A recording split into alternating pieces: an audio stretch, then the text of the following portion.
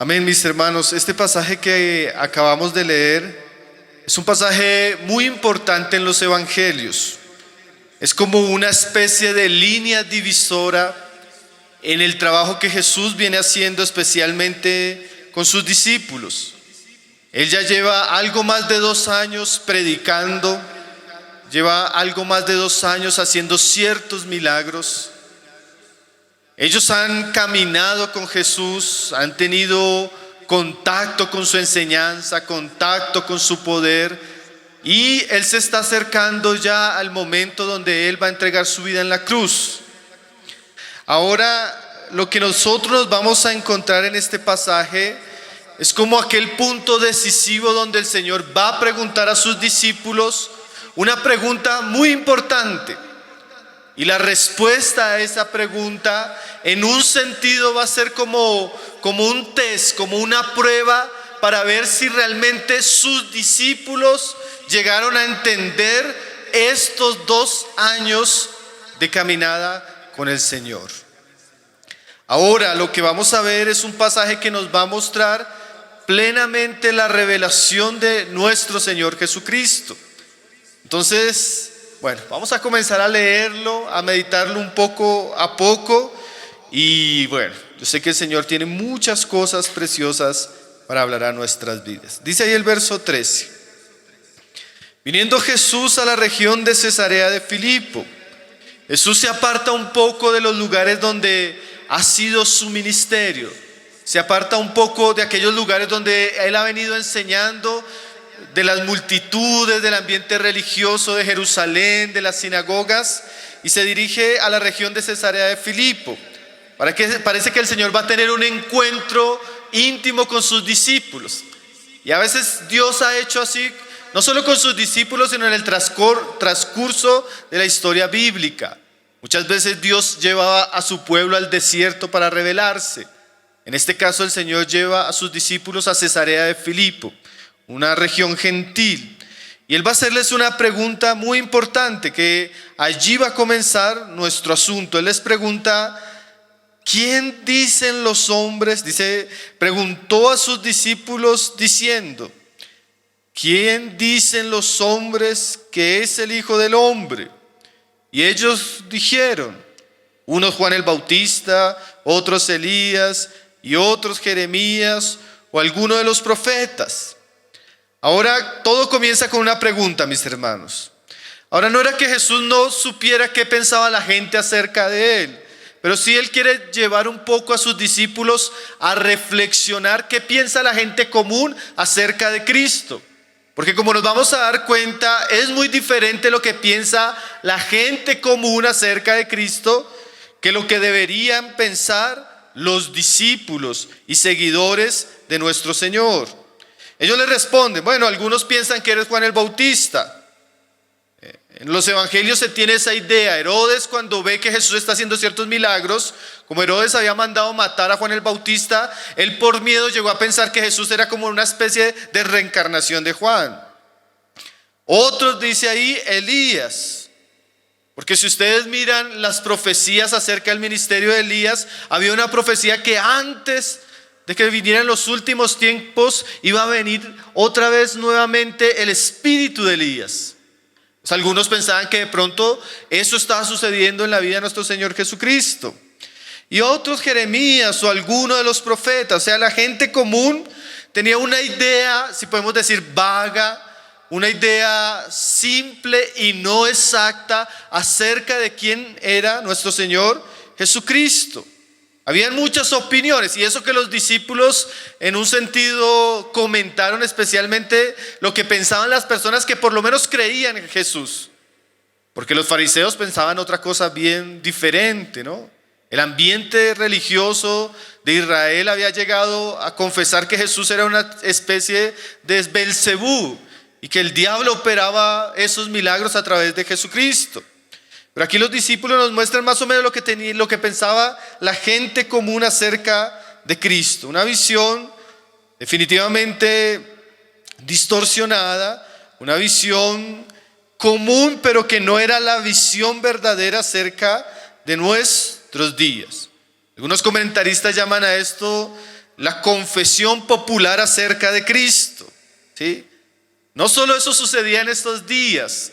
Si ustedes miran, mis hermanos, a través de la historia, siempre ha habido mucha discusión, siempre ha habido mucha controversia acerca de quién es Jesús. La historia nos cuenta que algunos niegan que Jesús es Dios. Otros han llegado a negar que fue un verdadero hombre. Otros piensan que realmente Él fue un gran profeta, mas que Él no murió por nuestros pecados, por ejemplo, los musulmanes. Entonces, las controversias y las ideas equivocadas en relación al Señor Jesucristo existían en sus días, han existido a través del transcurso de la historia, y aún en nuestros días nosotros podemos decir que existe a veces una visión equivocada acerca de quién es nuestro Señor, acerca de lo que Él vino a hacer y acerca de lo que Él enseñó. Sin ir tan lejos, mis hermanos, nosotros vivimos en un siglo donde el cristianismo evangélico, aun cuando tú escuchas hablar acerca de Jesús, parece que el Jesús que se predica en nuestros días no es el Jesús de la Biblia. Se hace un fuerte, un excesivo énfasis en ciertos aspectos, y se introducen unas ideas equivocadas que mucho de lo que nosotros escuchamos en el cristianismo actual no parece ser el evangelio de las escrituras. Alguien decía, el cristianismo evangélico de nuestros días volvió a Cristo una especie de promotor de superación personal. Se ha hecho del evangelio un gran negocio religioso, donde el evangelio se vende como un producto, la iglesia es una consumidora y los ministros se han vuelto mercaderes de la fe. Ahora, lo serio de esto, hermanos, es que si la persona, la enseñanza y la obra de Cristo que constituyen el fundamento de nuestra fe son distorsionados o desvirtuados del contexto de la revelación de las Sagradas Escrituras, la fe cristiana sufre una profunda alteración. ¿Por qué? Porque la base de nuestro cristianismo es quién es Jesucristo. Y si la visión de la iglesia acerca de Jesucristo es equivocada, lo demás está equivocado. Ahora, Spurgeon decía en sus días, mis amados hermanos, que existía una apatía tan generalizada donde las personas no se preocupaban en verificar si lo que estaban oyendo era verdadero o falso. Es muy interesante, hermanos, lo que dice Spurgeon de su siglo. Porque en aquellos días como en nuestros días, la gente y aún los cristianos no les interesa verificar si lo que están creyendo es verdad o no es verdad. Y por las preguntas que Cristo va a hacer y por lo que Pedro va a responder, nos vamos a dar cuenta la necesidad de tener un conocimiento claro y adecuado de la persona, obra y enseñanza de nuestro Señor Jesucristo. Ahora, la revelación de Cristo, como lo vamos a ver, generalmente no es popular. Generalmente las masas, generalmente las multitudes, cuando venían a Cristo, aún en aquellos días, venían por un milagro, por una sanidad, mas no había arrepentimiento ni fe sincera en sus corazones.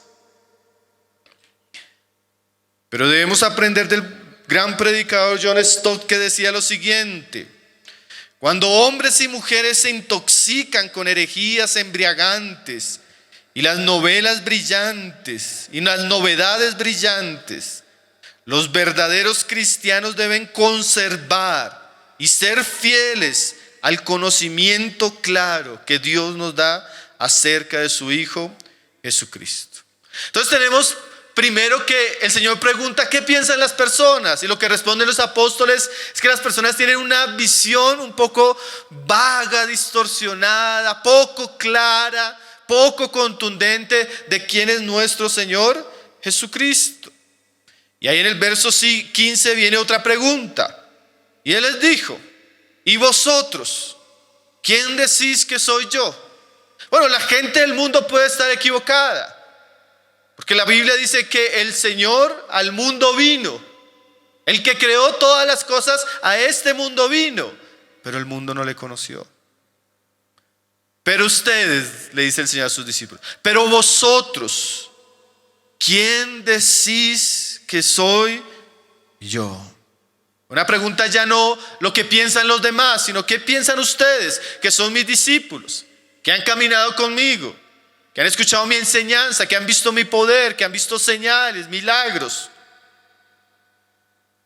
Qué pregunta tan importante, ¿no, hermanos? Pedro responde, como ya nos lo explicaba nuestro hermano anteriormente. Respondiendo Simón Pedro dijo: tú eres el Cristo, el Hijo del Dios viviente. Una respuesta corta, pero una respuesta precisa. Una respuesta que apela a dos grandes aspectos de nuestro Señor Jesucristo. Él siendo aquel Mesías esperado de la nación de Israel, donde se cumplen todas las promesas y todas las profecías del Antiguo Testamento. ¿Sí? Pero no solo aquel Mesías prometido, sino Pedro va mucho más allá. Él es el Hijo del Dios viviente.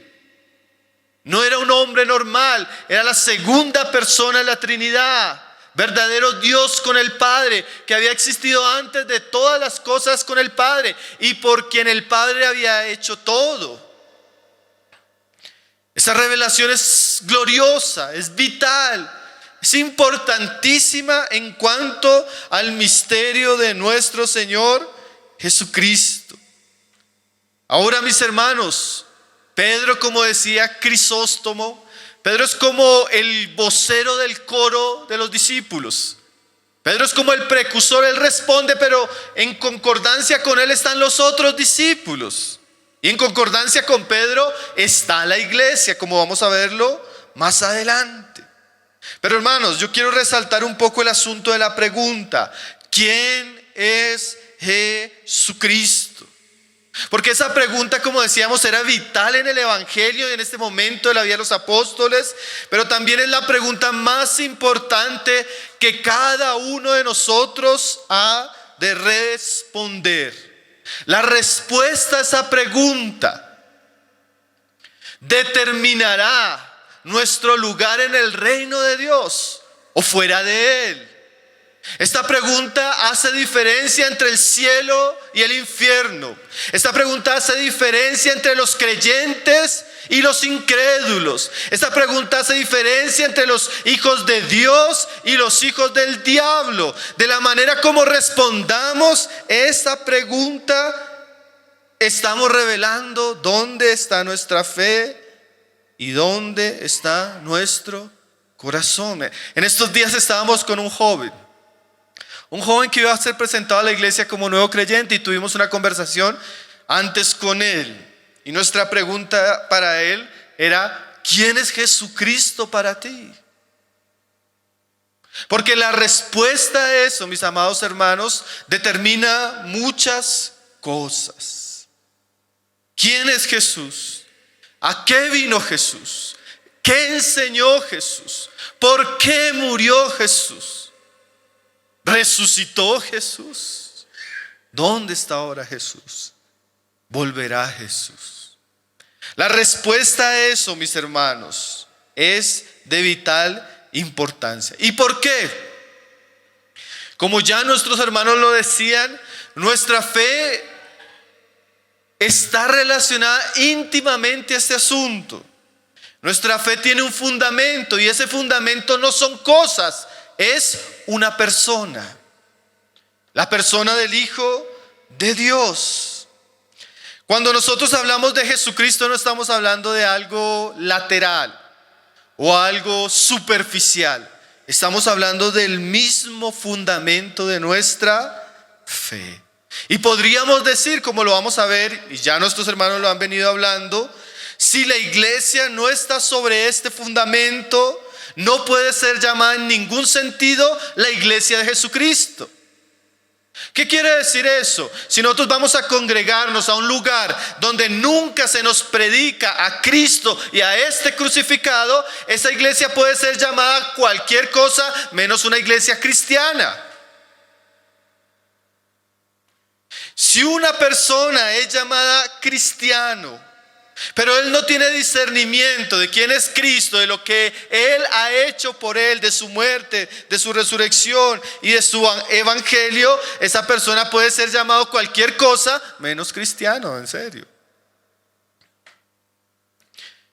Si un ministro, un pastor, un predicador no predica con claridad, con insistencia y con constancia y con fidelidad acerca de Cristo y este crucificado, no puede ser llamado ni siervo ni ministro de Dios. Y deberíamos evitar ese tipo de predicadores. El cristianismo está lleno de predicadores de superación personal, predicadores de prosperidad, predicadores de autoayuda, predicadores de esto, y son pocos los lugares donde usted puede irse a alimentar con los pastos verdes del Evangelio de Jesucristo. Nuestro hermano hablaba de alabanza y adoración. Y podríamos decir también claramente, si la adoración no surge de la revelación de Jesucristo, no la podríamos llamar en ningún sentido verdadera adoración. Es fuego extraño.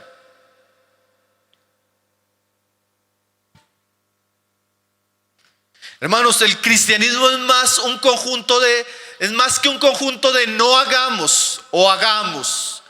El cristianismo es una persona revelada a nuestros corazones.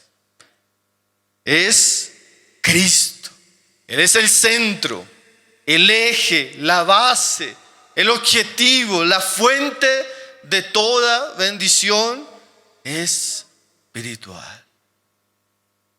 Para nosotros, es bueno que en este punto yo me pregunte, para mí, ¿quién es Jesucristo? Y si Jesucristo no es el centro de mi adoración, de mi fe, de mi devoción, de mi amor, tal vez todavía estoy en tinieblas. Pedro responde de manera clara: tú eres el Cristo, el Hijo del Dios viviente. Es una declaración de fe. ¿Por qué de fe? Porque en ese momento Jesús era a la vista de los demás era un simple hombre, un predicador. Jesús todavía no había muerto, no había resucitado, no había ascendido a su gloria, no había derramado su espíritu. Entonces Pedro da una declaración profunda de fe acerca de quién es el Señor Jesús. Hermanos, como cristianos no deberíamos ser vacilantes ante esa pregunta. Deberíamos ser claros. A si usted le pregunta a una persona que lleva 10 años en el Evangelio, 20 años en el Evangelio, ¿en qué cree?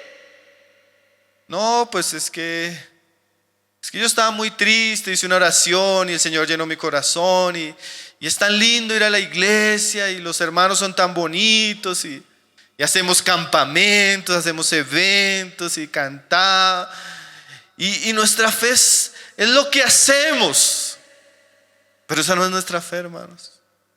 Nuestra fe es quién es Jesús. Y la respuesta de esa pregunta determina muchas cosas.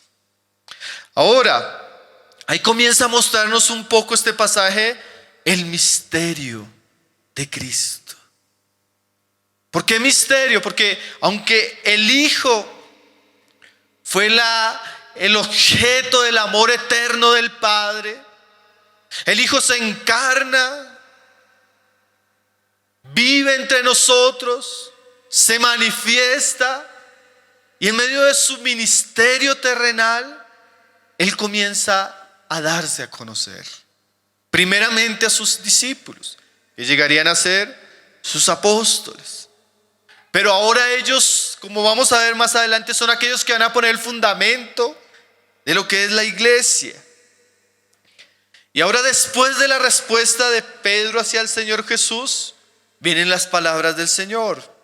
Dice el verso 17: entonces le respondió Jesús: Bienaventurado eres, Simón, hijo de Jonás, porque no te lo reveló carne ni sangre, sino mi Padre que está en los cielos. Aquí en este pasaje el Señor dice dos cosas. Primero, ¿de dónde viene la revelación? Y segundo, las consecuencias bienaventuradas de esta revelación. Dice el Señor a Pedro: no te lo reveló carne ni sangre, sino mi Padre que está en los cielos. Esa es la fuente de la revelación. Esto que Pedro dice, no lo dice porque lo hubiera aprendido en una escuela de filosofía. Esto que Pedro dice, no lo dice porque lo hubiera aprendido por su propia inteligencia. Porque esto no se aprende por carne ni sangre.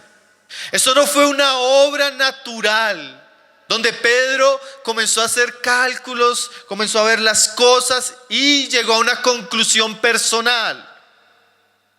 Yo quisiera que usted me ponga cuidado, usted que está de pronto teniendo luchas con el sueño.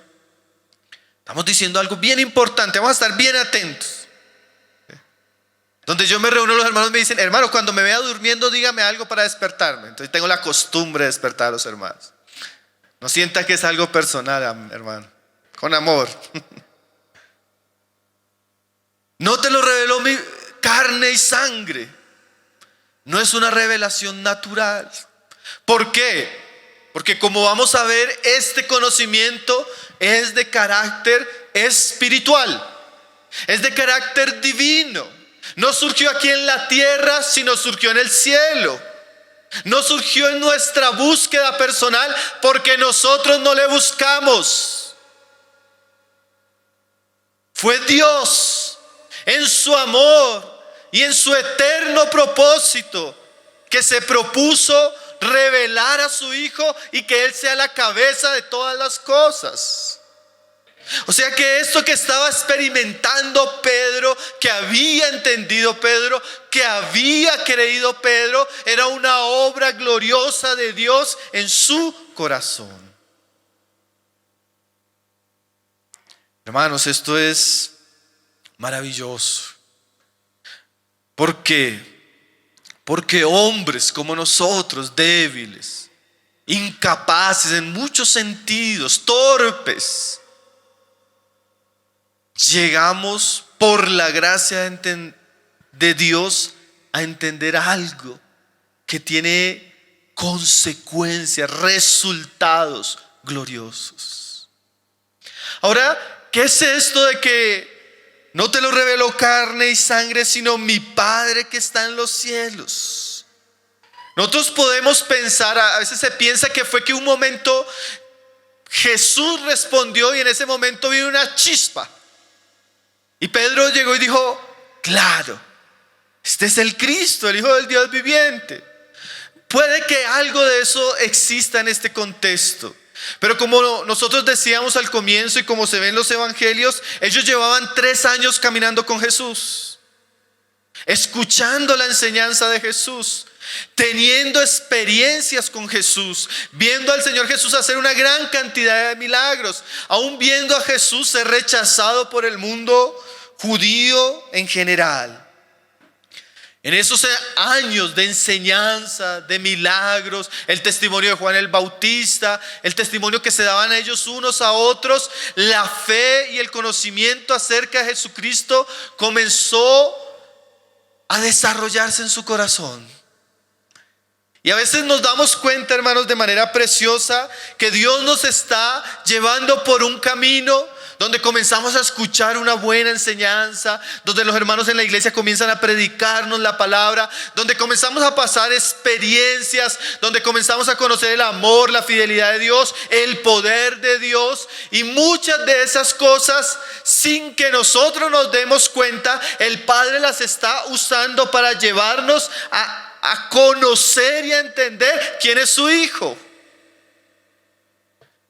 El problema es que a veces nosotros perdemos de vista lo que el Padre quiere revelarnos.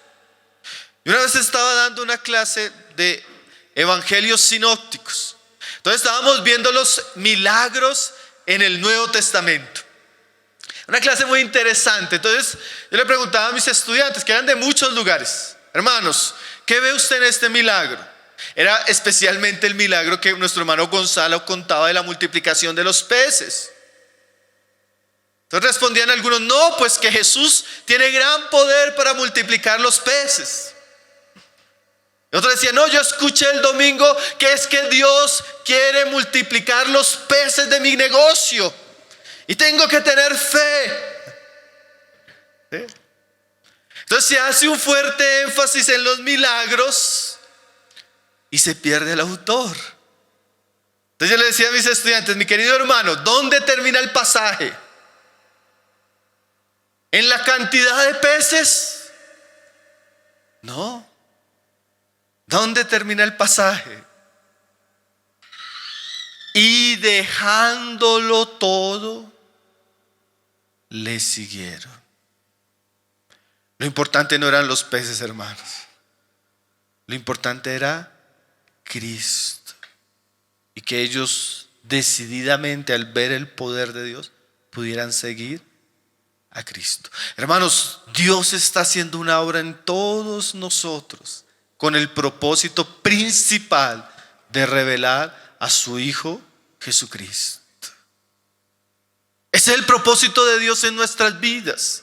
Claro, en la medida que nosotros, como vamos a ver en este pasaje, nos acercamos y conocemos de una manera más plena, más clara, más nítida a nuestro Señor Jesús, Él es como una puerta que nos abre el reino de los cielos, con todas sus promesas, con todas sus bendiciones, con toda su riqueza. Pero todo comienza, se desarrolla y apunta siempre a Cristo.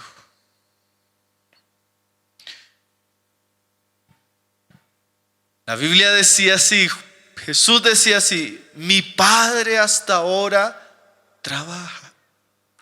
Y yo quisiera preguntarles hasta en este punto: ¿en qué está trabajando el Padre? En que conozcamos a Cristo y cada vez seamos más semejantes a Él. Y esa es una obra, hermanos, maravillosa, a la que Dios, como decíamos ahora, sin que nosotros a veces quisiéramos, sin que nosotros le buscáramos, Él nos ha llevado. Entonces, así como los discípulos, toda la enseñanza que habían recibido, todas las experiencias que habían tenido, todas las instrucciones, exhortaciones, correcciones, las mismas disciplinas del Señor hacia su vida, hacia la vida de sus discípulos, apuntaban a esto. Hermanos, y yo pienso que el apóstol Pablo entendió esto, porque cuando él escribe la carta a los Efesios al comienzo, él dice que él dobla sus rodillas delante del Padre para que el Padre les dé espíritu de revelación y de sabiduría en el conocimiento de Él. Todo lo que Pablo hacía apuntaba a esto: que las iglesias, los santos, aquellos a quienes se les predicaba el evangelio, pudieran llegar a un conocimiento claro de nuestro Señor Jesucristo. Entonces, la base de esta revelación es el Padre, hermanos. Nadie podría conocer al Hijo si el Padre no le hubiera traído. Hermanos, y debemos orar por eso, Señor, que muchos más lleguen a un conocimiento más claro de tu Hijo. Lleguen a conocerle, a verle, a experimentarle. Porque esa revelación, hermano, no es solo un asunto de que ya entendí, no es solo un asunto de que ya creí, sino que eso que hemos entendido y hemos creído de todo corazón tiene repercusiones eternas. Mire lo que dice Jesús ahí. Jesús le respondió: bienaventurado eres. Todo hombre o mujer que ha llegado a conocer a Jesucristo por revelación del Padre es una persona bienaventurada. Es una persona supremamente bendecida. Es una persona que ha recibido el mayor de los regalos. Hermano, un cristiano es una persona bendita en un sentido. Y la bendición que él ha recibido no se compara con lo que nosotros llamamos bendición.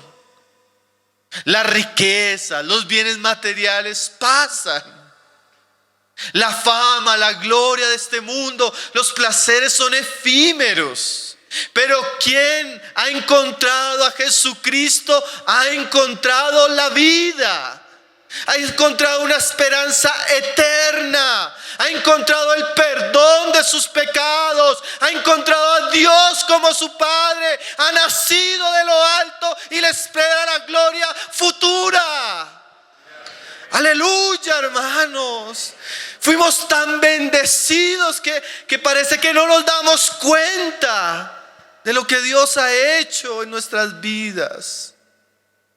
Cuán triste es ver a un cristiano sintiéndose miserable porque no tiene el carro que otro tiene, porque no tiene la esposa que otro tiene, porque no tiene los bienes que otro tiene, porque no tiene los estudios, la fama o el reconocimiento que otros tienen. Hermano, si usted tiene a Cristo, usted lo tiene todo y mucho más. Usted tiene lo que no se puede comprar con dinero. Usted tiene lo que permanece. Como alguien decía, aunque un cristiano no tenga nada. Piense, Jesús usa una historia, hermanos, donde cuenta el cuadro más lamentable. Un hombre pobre, enfermo, y en su enfermedad venían perros y le lambían sus llagas. Comía de la basura. ¿Ustedes conocen la historia? El rico y Lázaro. Pero ese hombre tenía fe. Conocía las Escrituras. Tenía temor de Dios. Cuando se muere, ese hombre se va a la gloria, al descanso. En cambio había otro hombre lleno de riqueza, lleno de abundancia, lleno de placeres, hermanos. Y en un momento todo eso pasa y él parte y abre sus ojos en un lugar de tormento. Allí no tenía amigos, allí no tenía consuelo, allí no tenía placeres, allí no tenía abundancia. ¿Por qué? Porque todo lo que tenía se quedó en este mundo. Si usted no tiene nada, pero tiene a Cristo, usted lo tiene todo. Ahora también es cierto, si usted lo tiene todo y no tiene a Cristo, no tiene nada. Usted es, como dijo Apocalipsis, un pobre, un desventurado, un miserable. Si usted está aquí y usted no tiene un conocimiento claro de quién es Jesucristo, usted es la persona más miserable de este mundo. Y me disculpa si se lo digo, pero es la verdad. Lastimosamente la gente a veces en ciertos asuntos que nos generan cierta confianza y seguridad. Hermanos, hay que cuidarnos del engaño de este mundo. Piense que Jesús mira a Pedro y le dice: Pedro, eres tan bienaventurado, eres tan dichoso, Pedro. Hermano, a veces Dios tiene que decirnos eso porque vivimos en un mundo, en unos desafíos, en unas circunstancias donde parece que olvidamos esto. Y es como si el Señor le estuviera diciendo: Pedro, esto que tú acabas de decir, Pedro, eres tan dichoso en saberlo. Eres tan dichoso en entenderlo. Eres tan dichoso de tener la oportunidad de confesarlo. Pedro, no olvides que eres muy bendecido. Hermano, y a veces nosotros necesitamos recordarnos eso, ¿no? Que realmente en Cristo somos muy bendecidos. Que realmente en Cristo somos muy amados. Que realmente en Cristo somos muy afortunados. Entonces le respondió Jesús: bienaventurado eres. Yo quisiera hacer también unas aplicaciones a esto. Mi querida hermana o hermano, si usted se está esforzando por llevar a sus hijos a Cristo, yo puedo decirle que usted es un padre y una madre muy bienaventurada.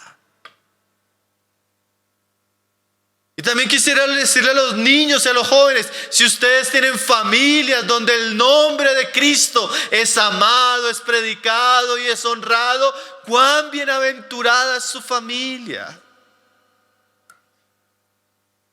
También quisiera decirle a mis hermanos que tal vez están pasando luchas o aflicciones. Si usted está viviendo para servir y honrar a Jesucristo, usted es altamente bienaventurado. No existe mayor privilegio, hermanos.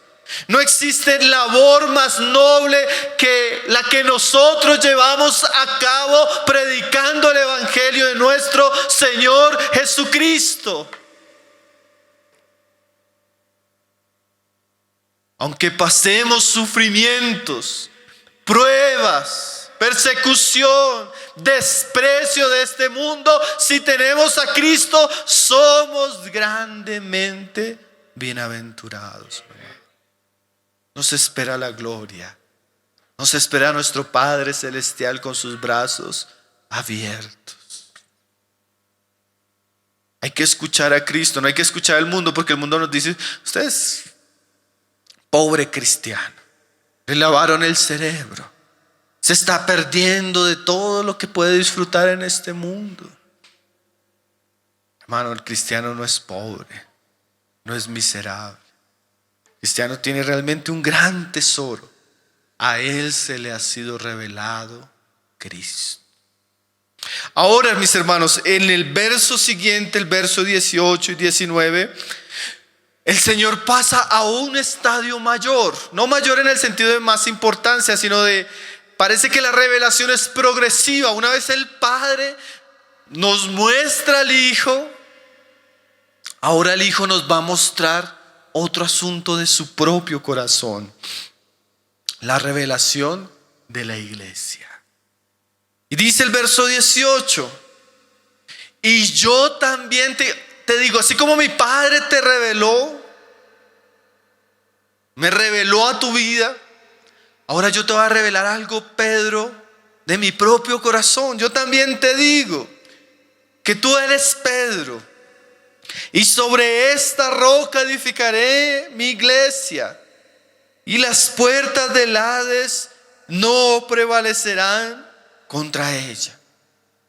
Ahora el Señor le dice: ahora Pedro, tú eres Pedro, quiere decir una piedra. El Señor le había cambiado el nombre a Pedro por Pedro. Ahora Pedro es una piedra. Pero ¿por qué el Señor está usando ese lenguaje? Dice: y sobre esta roca edificaré mi iglesia. Una vez Pedro habla de quién es Jesucristo, Cristo le va a hablar acerca de su iglesia. Y lo primero que Jesús le va a decir a Pedro acerca de su iglesia es que su iglesia está edificada sobre una roca, como un edificio que tiene un buen fundamento. ¿Cuál es esa roca? Bueno, esa roca era la revelación que Pedro acababa de confesar. Tú eres el Cristo, el Hijo del Dios viviente. Cristo es el fundamento de la iglesia, la piedra angular, la que sostiene toda la edificación. Entonces mire lo interesante, hermanos, porque Pedro va a ser llevado ahora a entender el lugar que tiene la iglesia en el propósito de Dios. A veces nosotros podemos llegar a decir: hermano, yo ya conocí a Cristo, ya sé quién es Él, tengo una experiencia, una comunión verdadera con Él. Y aleluya, gloria a Dios por eso. Pero lo interesante es que en la medida que yo conozco a Cristo y amo a Cristo, Cristo va a redireccionar mi corazón a algo que Él ama, a algo en lo que Él está trabajando, a algo en lo que Él está edificando para su gloria, y eso es su iglesia. Como decía Spurgeon, no hay un lugar más amado para Dios en la tierra que su amada iglesia. Y Dios le iba a mostrar a Pedro a través de la enseñanza de Cristo eso. Porque a veces, como Pedro, como todos nosotros, a veces llegamos a un punto a conocer a Cristo donde pensamos que todo se trata de nosotros. Y somos egoístas, y somos egocéntricos, y queremos vivir para nosotros mismos, y queremos todas las bendiciones de Dios para nosotros. Pero hermanos, la vida cristiana, como el Señor le va a mostrar a Pedro, no es una vida cristiana individual y solitaria. Cristo tiene una familia. Cristo tiene un pueblo. Cristo tiene algo que Él llama su iglesia, compuesta por todos los redimidos por la sangre del Cordero. Y ahora el Señor le dice a Pedro: Pedro, yo te digo que yo tengo una iglesia, y esa iglesia va a tener como base eso que tú acabas de creer de mí. Pero Pedro, tú ahora también eres parte de esa edificación compuesta por muchas piedras. Hermanos, y así como no existe un edificio donde no existan ladrillos el uno sobre el otro, así como no existe un estudiante sin escuela, un jugador de fútbol sin equipo, no existe un cristiano sin iglesia. Ken Hooks, hermano, en un libro preciosísimo, yo le recomendaría a todo cristiano, Las disciplinas de un hombre piadoso, él llega y dice: por 19 siglos nunca ningún cristiano pensó que podía vivir la vida cristiana sin iglesia, pero nuestra generación tiene ese tipo de pensamiento. Yo entiendo, hermanos, que la pandemia tuvo unos efectos colaterales en la iglesia, pero no existe tal cosa como iglesia virtual. La iglesia es para estar juntos, caminar juntos, amarnos, crecer, ayudarnos, acompañarnos, servirnos, estimularnos a las buenas obras, congregarnos. Ahora que hemos conocido a Cristo, los que verdaderamente han conocido a Cristo van a ser atraídos por la palabra y por el Espíritu de Dios a ser parte de la comunión del pueblo de Dios. Entonces no piense, y si usted está pensando así, yo quiero decirle que está equivocado. Usted no puede vivir su vida cristiana sin sus otros hermanos. Nos necesitamos unos a otros. Debemos amarnos, ayudarnos, servirnos. Tenemos una responsabilidad que va también mucho más allá de ir un domingo y sentarnos en una silla, ¿cierto? Una responsabilidad profunda, como una familia que tiene privilegios, pero también tiene responsabilidades. Como una familia que tiene deberes espirituales constantes.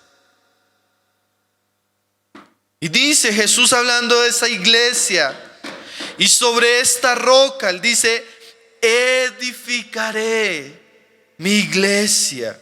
¿A usted qué le suena la palabra edificación? ¿A qué? A construcción, a un trabajo, a algo que se está llevando a cabo.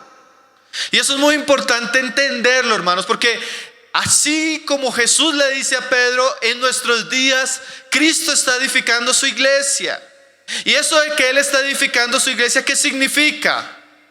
Que no está terminada, que está en obra, que es un trabajo, ¿cierto?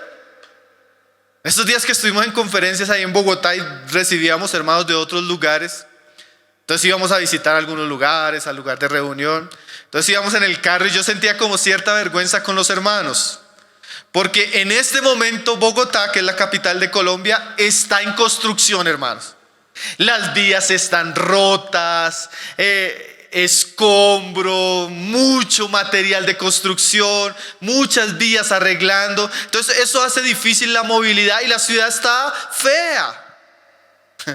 Entonces a uno le da pena con los visitantes, porque a veces cuando usted llega a visitar un lugar usted quiere mostrar lo bonito, ¿cierto, hermanos? Entonces mire, este lugar es muy bonito, pero Bogotá ahorita para andar, por lo menos en carro, está terrible. Las personas que viven allá saben de lo que les estoy hablando.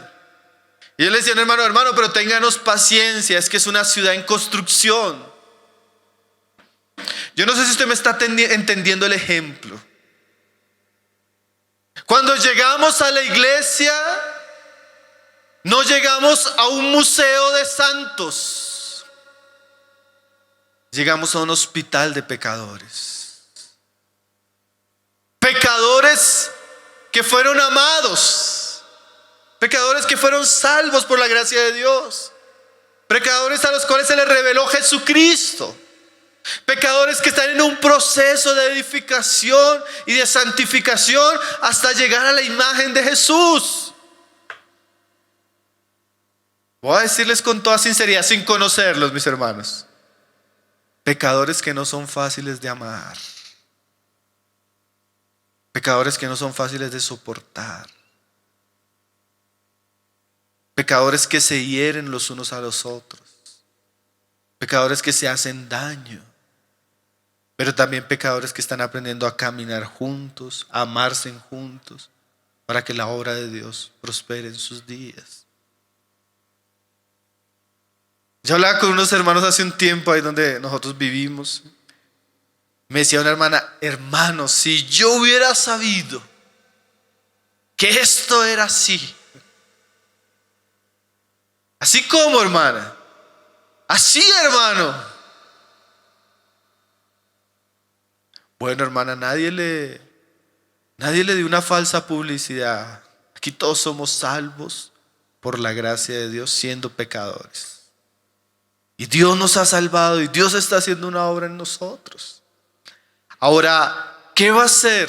Y escúcheme esto bien claramente, hermano. ¿Qué va a hacer que nosotros podamos amar a la iglesia por encima de lo que es la iglesia? El saber que es la iglesia de Jesucristo. El saber que Él es el que está edificando. Que Él es el que dio su vida por esos hijos de Él. Que Él es el que va a llevar a cabo la obra que comenzó. Hermanos, y cuando Jesús le dice a Pedro, yo voy a edificar mi iglesia, a veces nosotros torcemos las escrituras, hermanos. Yo he escuchado cristianos que dicen en ese pasaje, hermano, como ahí dice que es Jesús el que va a edificar las escrituras, nosotros no tenemos que hacer nada. ¿Te has escuchado ese lenguaje, no? Dios hará. Están pasando problemas, la iglesia se está dividiendo, estamos en la carne, no nos estamos edificando y se va a acabar todo y a veces nosotros decimos, Dios hará. Eso es una visión irresponsable, ¿no? De la gracia de Dios y de nuestro llamado. Cuando Jesús le está diciendo a Pedro, y yo voy a edificar, ¿sabe qué le está diciendo? En pocas palabras por el resto de la escritura, y necesito colaboradores, Pedro. Necesito hombres y mujeres dispuestos a cooperar con este trabajo. No solo a ser parte, no solo a ser espectadores, sino a ser colaboradores intencionales de este trabajo. Hermanos, esto es un gran privilegio, hermanos. Dios no solo nos hace testigos. Pablo dice en Corintios, somos colaboradores de Dios.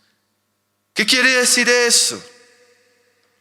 Ni los ángeles, hermanos, tienen este privilegio. Dios nos salva, nos revela a su Hijo, para que por amor a su Hijo y por amor a su pueblo también seamos involucrados en esta gran labor, participar de la edificación del cuerpo de Cristo.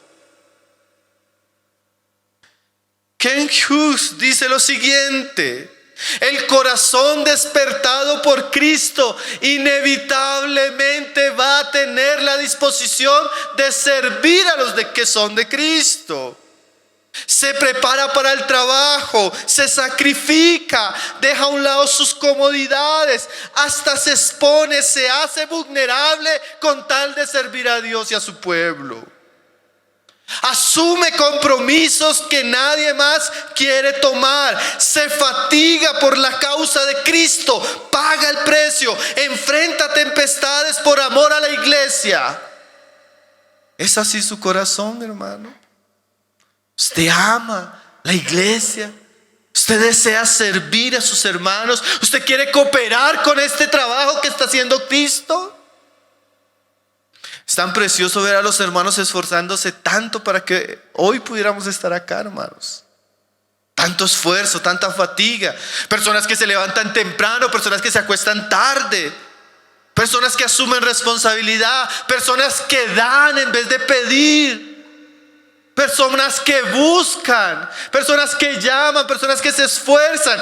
Ese tipo de hombres, mujeres, familias, jóvenes son los colaboradores de Cristo en su edificación. Así es su vida, hermanos. Hay cristianos que así, bien entregados, lo máximo que hacen es ir a la reunión. Cuando aparecen, porque algunos parecen como Elías. Vienen y después desaparecen 3 meses, 3 años. Vuélveme. Hermanos, la revelación de Cristo como de su iglesia conlleva una responsabilidad a la cual todos somos llamados. Alguien decía: cuando nos encontramos una iglesia fuerte, vigorosa, espiritual, madura, siempre nos vamos a encontrar una buena porción de personas cansadas, sacrificadas, esforzadas, dispuestas a darlo todo por Cristo y por su pueblo. A veces uno viajando, hermanos, uno ve una realidad de iglesia muy triste, hermanos. Iglesias con profundos problemas.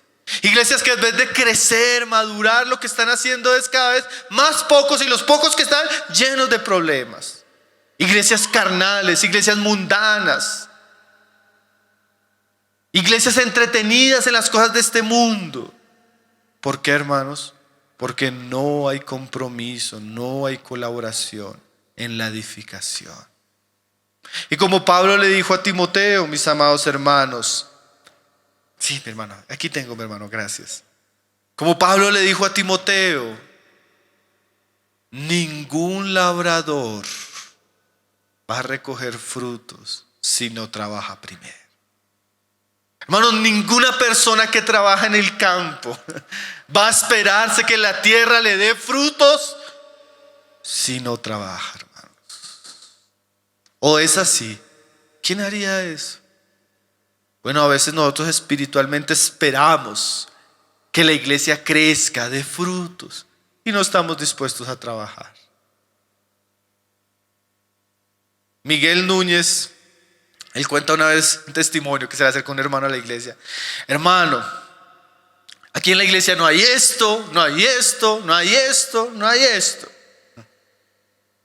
Y el hermano respondía: bueno, mi hermano, ahí ya estás encontrando un lugar para trabajar. Pero a veces somos ese cristiano crítico, ¿no? Todo está mal. Podemos juzgar todos los problemas de la iglesia, pero no hacemos nada para que cambien. Nuestras vidas son pasivas, indiferentes. Dios nos libre de eso, ¿no?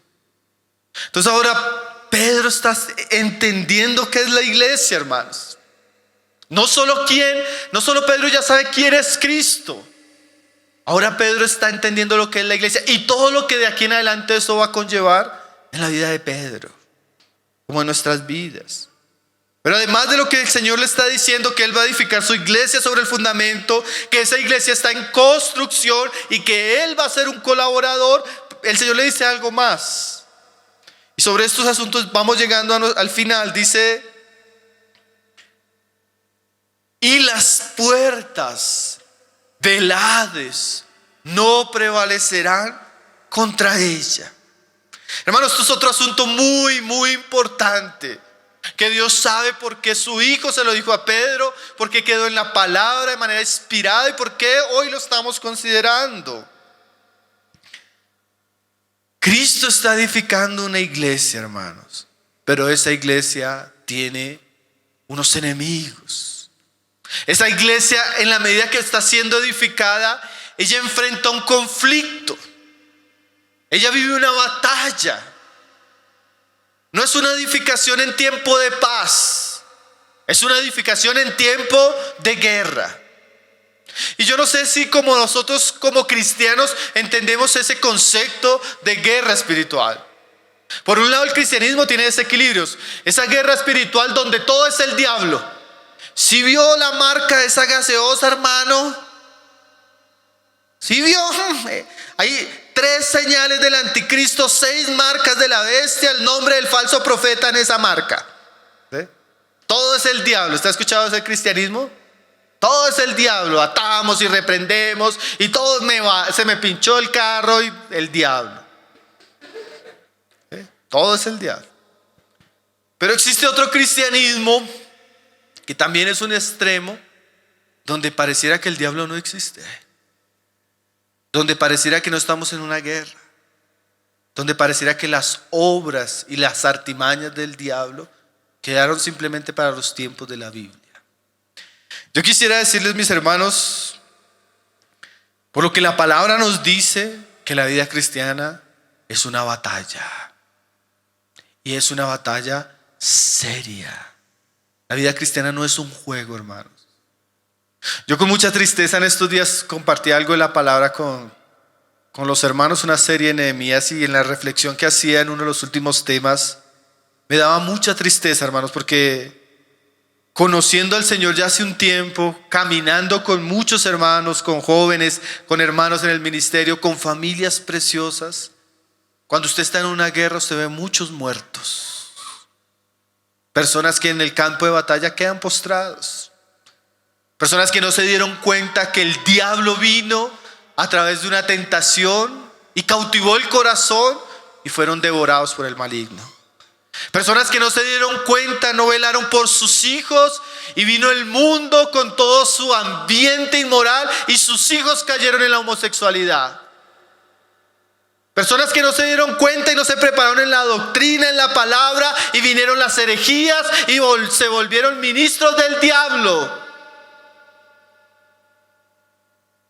Jovencitas que no se dieron cuenta de aquel hombre incrédulo era una tentación profunda para su alma y se apartaron de Cristo. Hermanos, estamos en una guerra. Y Jesús le es claro a Pedro que las puertas del Hades ante esa edificación no van a quedarse tranquilas.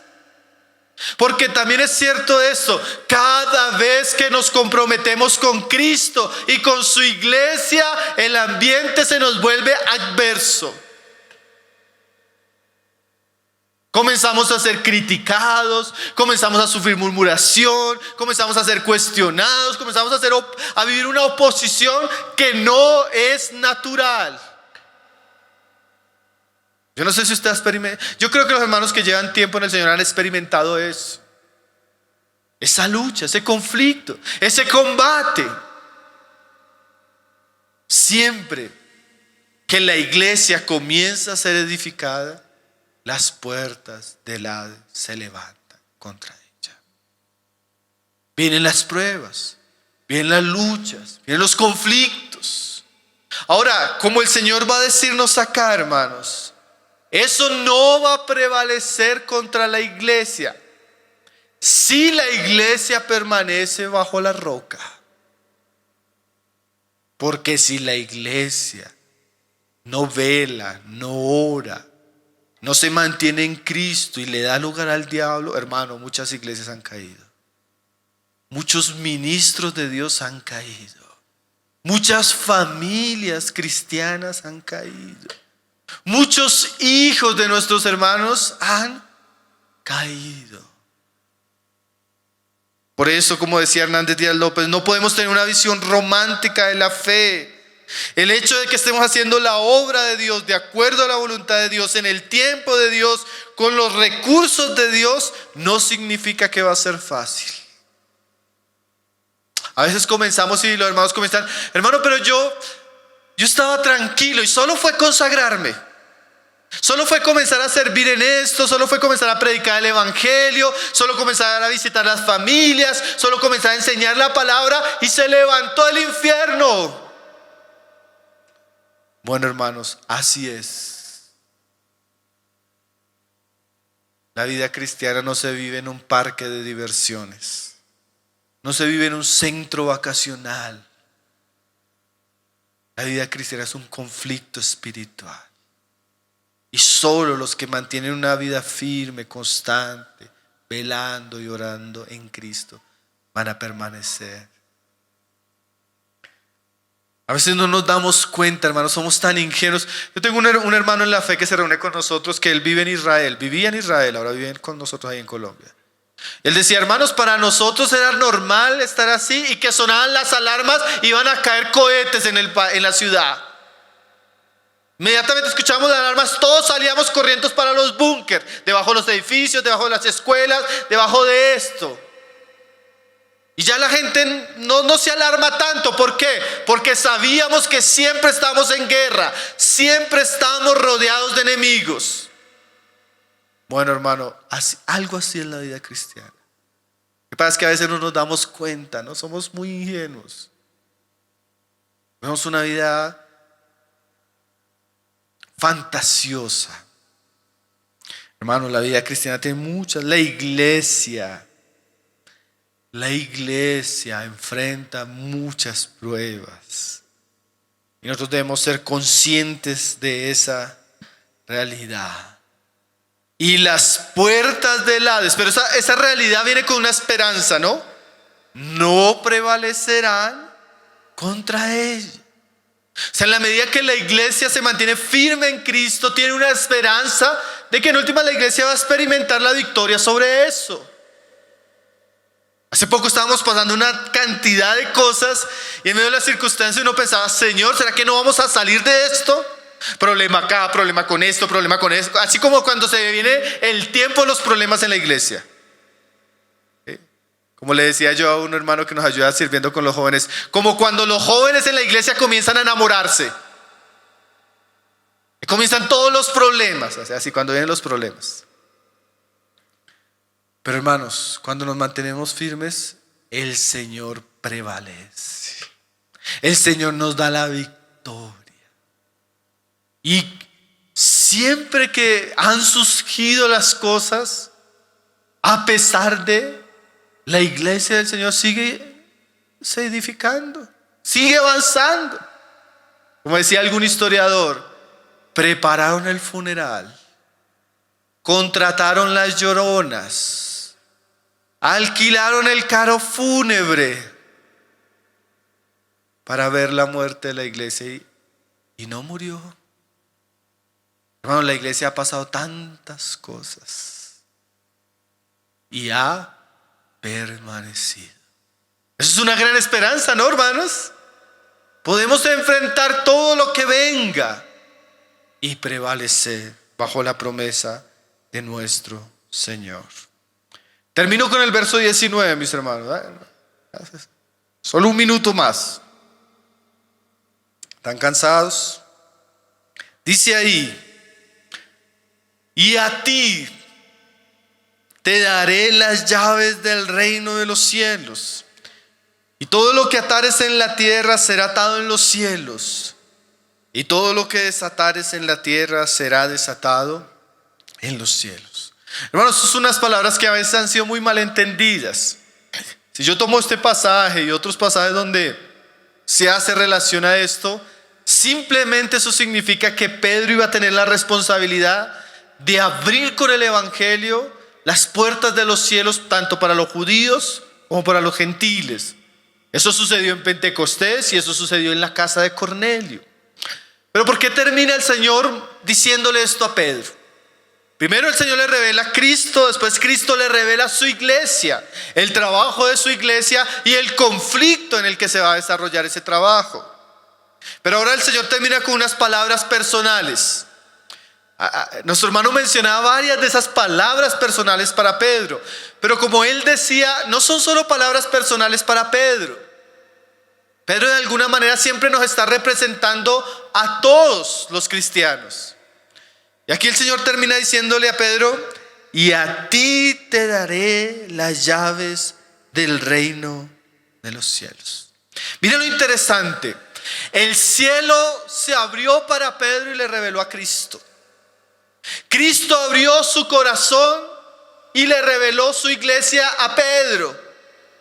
Y ahora Pedro, mire esto, hermanos, que esto es precioso y donde termina el asunto. Ahora Pedro tiene que abrir las puertas de los cielos para que los hombres conozcan lo que él ha conocido. ¿Y cómo? Por la predicación del evangelio.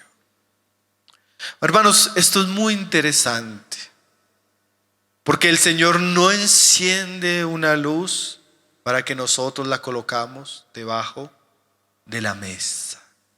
¿Qué quiere decir esto? En la medida que Dios se está revelando a nosotros, en la medida que somos involucrados en la gran edificación de la iglesia, seguimos teniendo una responsabilidad ante el mundo. La responsabilidad de predicar el evangelio glorioso de nuestro Señor Jesucristo a toda criatura. Aunque la iglesia es la gran edificación de Dios, la iglesia tiene un trabajo interno, pero la iglesia también tiene un trabajo externo.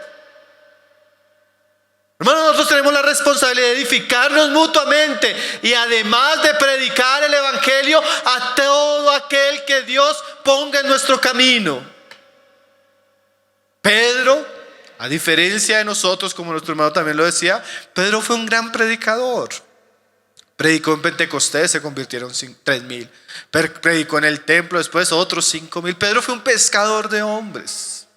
Ahora, no todos tenemos el mismo llamado, la misma gracia, la misma unción que Pedro. Pero Jesús dijo: vosotros sois la luz del mundo. Hermano, usted en su familia tiene que ser la luz de Cristo. Lo que Cristo le ha revelado, lo que Cristo ha hecho en su vida tiene que llegar a su familia. Usted es la luz de Cristo en su trabajo. Estos días estaba leyendo una estadística del evangelismo. El hermano Ken Hooks decía algo así. Bueno, esto voy cerrando, ya solo estoy terminando, mis hermanos. 8% de las personas que llegan a la iglesia llegan por el trabajo evangelístico. Folleto, predicación en el parque, en la plaza, campaña evangelista. Otro 8 o 9% o 10% llega por el trabajo que se hace a través de medios virtuales, internet, redes sociales. Otro 7 o 8% llega por curiosidad.